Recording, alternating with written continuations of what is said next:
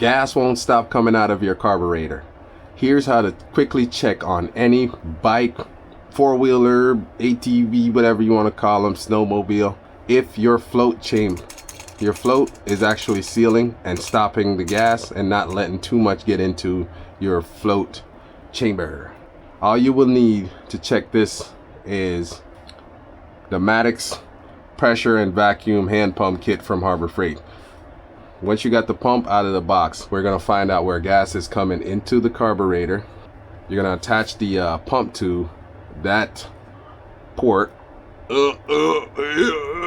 The idea is to close your float and then pressurize it to 5 psi, and it should hold at 5 psi. So here we go. Now I'm holding the float up. It should be sealed. Let's pressurize it. See, there we go, and we're holding. If you see this starts to leak down or won't hold any pressure, that simply means that you need to check out your float valve there. Check out the seat, check out the rubber inside, and go from there. All right, quick and dirty.